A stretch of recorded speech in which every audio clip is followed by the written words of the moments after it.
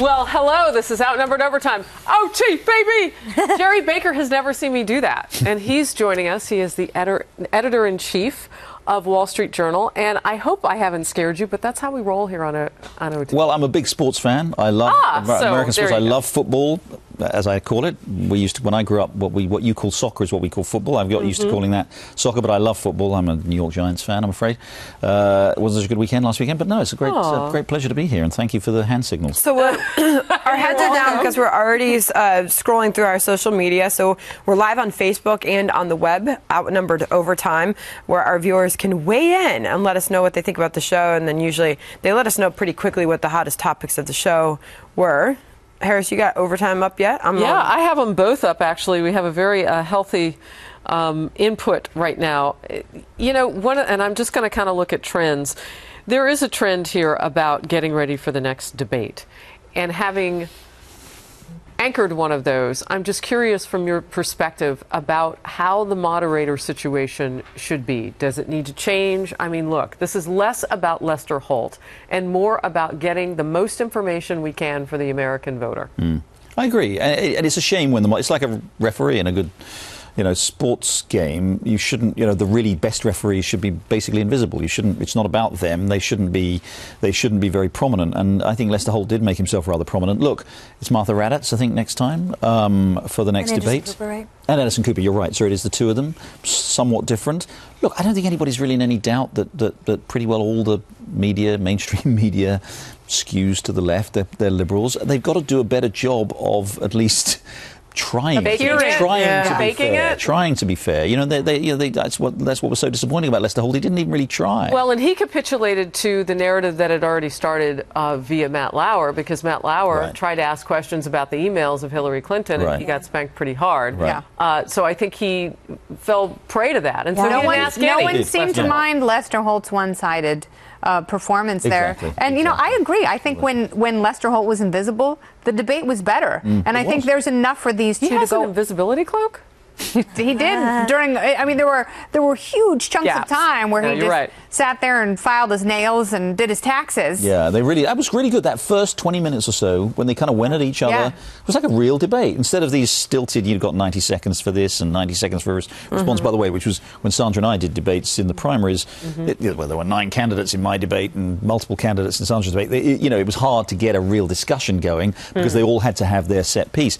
They, in this general presidential debate, you've got 2 candidates, and they were allowed to have time and allowed to go at each other. And exactly as Kennedy said, when Holt got out of the way, that was the best stuff. That was the best part of the debate. Yeah, but then he stayed out of the way a lot, maybe too much. Well, he only piped up. He only piped up. But he only fact-checked. He fact-checked Trump. I don't know, like 10 times, and Hillary and he followed up something, 6. And it was, look. 0 for her. Can I ask you a question? I have a concern that President Obama was present and a guest at Martha Raddatz's wedding. Anderson Cooper has shown himself to interject his own politics when he interviews people, and in many different ways that has been showcased in the past few months.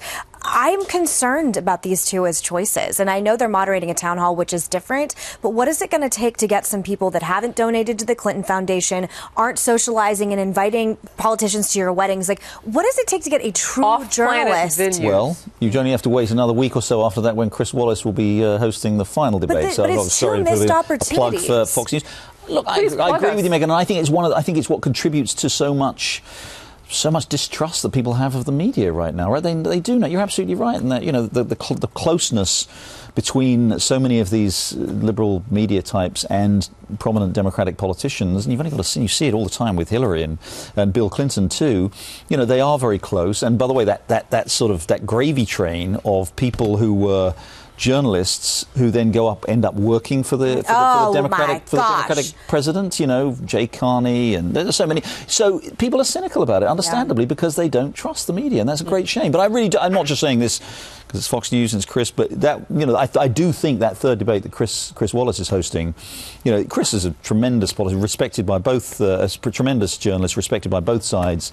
That should be a really good, substantive and fair. But we get 1 out of 4. I get 1 out of 4. I have to say, though, in fairness, I've seen Anderson Cooper go after Hillary Clinton. I really haven't. He's pressed her on things in ways like he's got a confidence with her, and maybe it's because they have a personal relationship, but he's thumbed down on her a bit in ways that I have not seen other journalists do. And I think the whole Lester Holt thing was a reaction to Matt Lauer. I think Matt Lauer's whole thing was a reaction to Chuck Todd and Andrea Mitchell. Yeah, I really do. I mean, that capitulation to not even bring up the emails organically once as the moderator. She got in his head. Yeah. I know too much about Anderson Cooper and his politics, which he has showcased on television, and I just wish it was more like a Chris Wallace one, where I just don't know that much about your background. You haven't donated. You're not hanging out in the Hamptons with a bunch of hardcore liberals that's why I suggested all the that time. Should be off-planet. Yes. Anyway, we'll move on. Okie222, student loans are not a government issue. Wake up, America. I'm reading from our live chat now because we talked a little bit about that. Your thoughts? Well, I mean, they are a government issue if they become, say, if you have a situation where many students default and essentially the government is holding the guarantee, as it often is with a lot of these student loans. So, and this is a big problem. There's a huge amount of student debt. A lot of students are taking on this debt. They're not completing their courses, or they're unable to somehow to repay the loan. And again, because you have a lot of them, not all of them, a lot of them have guarantees from various government agencies, and the government is on the hook for at least part of the loan. So it is a big problem. And the whole problem of student debt is a big problem. Private colleges in this country are phenomenally expensive. And there's no incentive for these colleges to lower tuition or cut administration. And that's where so much of the money goes on college campuses. It's not to new programs. It's not to research facilities. It's not to professors. It's to administrators. And they take up a bulk of that tuition. And, and there really is, it's not a free market system. They are not subjected to the forces of the free market, and it does a great disservice to people who matriculate. So Mary Jo Fundock on Facebook says, I don't agree in free college. It won't be free. It will be taxpayer funded, and I have already paid for my college and my children's. Millennials, it is a lie. Don't fall for it. You will pay for it. Do you have any of those shout-outs? I'm watching from wherever. Yeah, we've got a lot of Texas weighing in right now. Send us where you're writing in from. We do like to give shout-outs. And on our live chat again, I'm just going to kind of tick down topic to topic as it comes up. S. Bartnez, I think is how you say it. Hillary has apologized for using the server, but she has never apologized for lying about using the server. She hasn't apologized for using the server. She's apologized for using what she calls private email. Yeah. And she tries to tie it to the exact same thing Nicole Powell does. Apologize. She said, I made a mistake. Yeah. I'm not even sure that counts as an apology. Good point. All right. We got South Dakota, Alaska, Wisconsin, Manchester, New Hampshire. Hey, all on Facebook California, Live. Oklahoma. I feel like I'm singing a song over here. Coast to coast. Okay. Anybody from Fed overseas? Up and Liquid. Hey, from Anybody Florida. watching from my old Is anyone watching country? from overseas? Please give us a shout. Fed Up and Liquid writes, politicians, media, insurance companies. I can't figure out who I hate the most. What about unions? I don't know. Maybe there was a character. It is true. Journalists generally find themselves at the bottom of that long list of people don't trust. So somewhere beneath, door-to-door sales. This particular question, Jeffrey Brueggemann brings up. Comey has no integrity. He knew his recommendation would be the decision. It was all for show. The American people cannot even trust the FBI to do the right thing anymore. Has he sullied his reputation?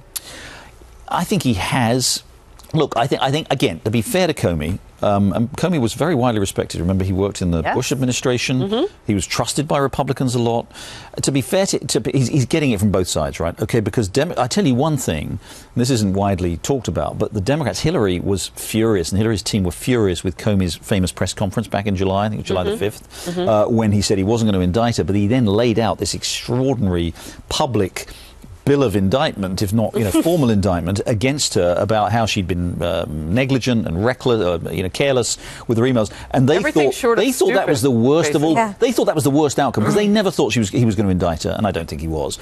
They never thought he was going to indict her, but they didn't expect him to come out and really, really, really give her that kind of a that character. Exactly the damage that he did there. Republicans, on the other hand, think he should have indicted her. So you can't have it both ways. I mean, I think that's everyone's problem with this. It's that, like you said, he goes after, and I think it was like 20 minutes long, talking about basically every single reason why what she did was illegal. Doesn't indict her. But he couldn't find the evidence to indict her. But everyone associated with it gets immunity. Every single person attached to the Clinton Foundation, you get immunity. You're never going to have to. I want to get this one in real quickly because one viewpoint says I want to ask One Lucky Guy a question. So this is specifically for you. What does the hashtag One Lucky Guy think about the October surprise coming up? Well, that's a good question. So that's a very good question. There are two categories of October surprise. There's the October surprise that we're kind of expecting, and that I think is probably more of leaks from the Democrats' emails that whoever it was, whether you believe the Democrats and it was the Russians or whoever it was, came out, if you remember, just before the Democratic What about other National leaks Convention. that we? We could have other leaks, but we know. I mean, WikiLeaks have said they are definitely going to. So that's the one category. So that's one category, and then the other one is something we just don't know about completely. What happens? Something that either just campaign lands. could have in their pocket that they're going to expose when they feel the time is right. Yeah. By the way, after you asked that question, Scotland and Australia, we had viewers right in from. That's awesome. Facebook Live. We love that. Yeah, Jerry Baker, Wall Street Journal. Thank you, Come sir. back anytime. So good to have you. Thank you very much for having me. Thank you. We'll see everybody tomorrow. Thank you.